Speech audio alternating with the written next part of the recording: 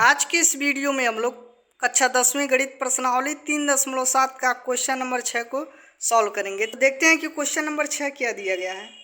Question में है समीकरणों 5x माइनस वाई इक्वल कितना है 5 तथा 3x माइनस वाई इक्वल 3 को ग्राफ खींचिए।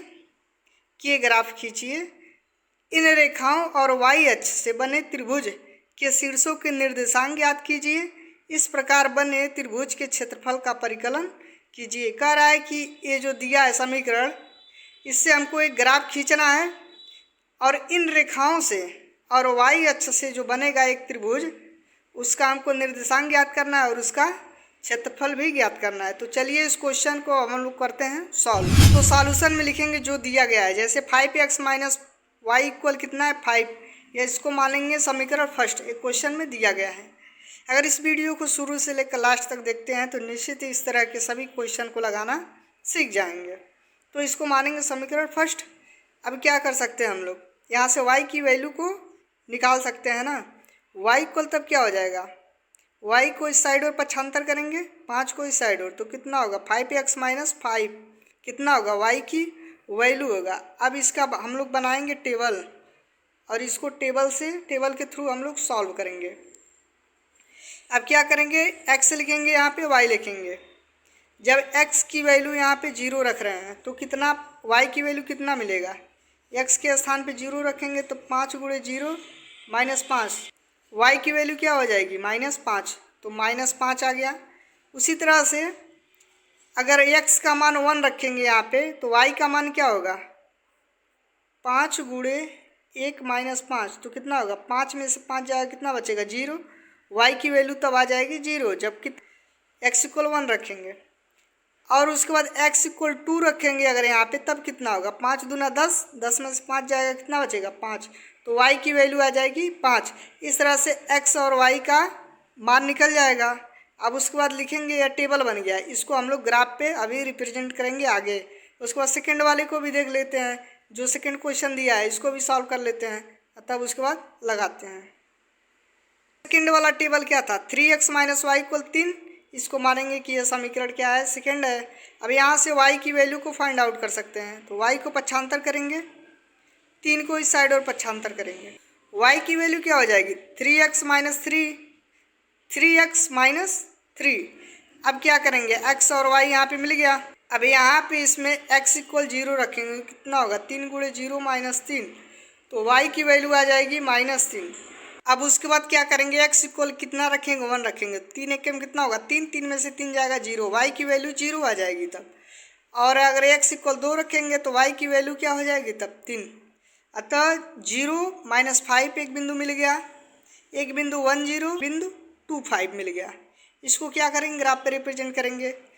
और दूसरे समीकरण से क्या मिला है 0 माइनस 3 और 1 0 और 2 3 यह आया है। इसको अब हम लोग करेंगे ग्राफ पे रिप्रेजेंट और उसके थ्रू एक त्रिभुज बनेगा, उसके निर्देशांक हम लोग ज्ञात करेंगे। तो चलिए उसको रिप्रेजेंट करते हैं। अब इसको क्या करेंगे हम लोग ग्राफ पे रिप्रेजेंट करेंगे। समीकरण फर्स्ट से क्या आया था, एक बिंदु कितना आया था 2 5, तो x इक्वल कितना आया था 2 और y इक्वल कितना आया था 5, तो x इक्वल 2 क्या है यहाँ पे है और 5 कहाँ पे यहाँ पे, इसको मिलाएंगे तो यहाँ पे बिंदु मिल जाएगा 2 5 का हो गया। और उसके बाद क्या था 1 0, x इक्वल 1 कहाँ पे है यहाँ पे है 1, x इक्वल 1 और y इक्वल 0 यहाँ पे है, मिलाएंगे तो यहाँ पे एक बिंदु आ गया। और उसके बाद फिर क्या था 0 और -5 था, x इक्वल 0, तो 0 कहाँ पे है यहाँ पे है, x इक्वल 0 यहाँ पे है 0 और y इक्वल 5 माइनस 5 कहाँ पे है यहाँ पे है, इसको मिलाएंगे तो क्या होगा यहाँ पे 0, यहाँ पे एक बिंदु मिल गया 0 माइनस 5। अब यहाँ पे 3 बिंदु था, अब क्या करेंगे इसको इस तरह से इस लाइन को मिला देंगे। और उसके बाद समीकरण सेकेंड से क्या आया था, समीकरण सेकेंड में x इक्वल 0 रखे थे तो y इक्वल कितना आया था -3, तो 0 कहाँ पे है x इक्वल 0 यहाँ पे है। और उसके बाद क्या आया है y इक्वल -3 यहाँ पे है, तो यहाँ पे इसको मिला देंगे। उसके बाद फिर x इक्वल कितना रखे थे 1, तो y इक्वल 0 आया था, तो x इक्वल 1 कहाँ पे है यहाँ पे है, x इक्वल 1 यहाँ पर है। और y इक्वल 0 कहाँ पे है, 0 यहाँ पे है, इसको मिला देंगे, यहाँ पे एक बिंदु मिल गया।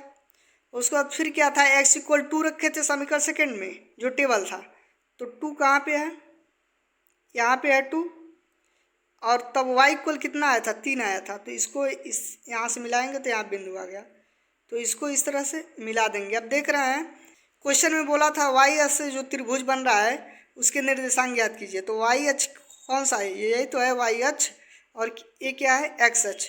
तो इससे है एक त्रिभुज यहाँ पे बन रहा है, तो इसके निर्देशांक क्या हो गए, एक तो 1 0 आ गया, यहाँ से 1 0 आ गया निर्देशांक, और कितना है 0 - 5 आ गया, और एक निर्देशांक क्या है 0 - 3, तीन निर्देशांक इसके आ गए, किसके, त्रिभुज के।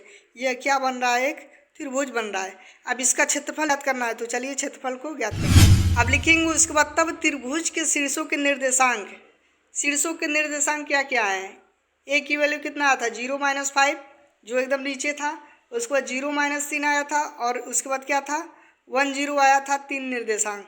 तो रेखाओं तथा वाई अक्ष के बीच त्रिभुज ABC बनता है।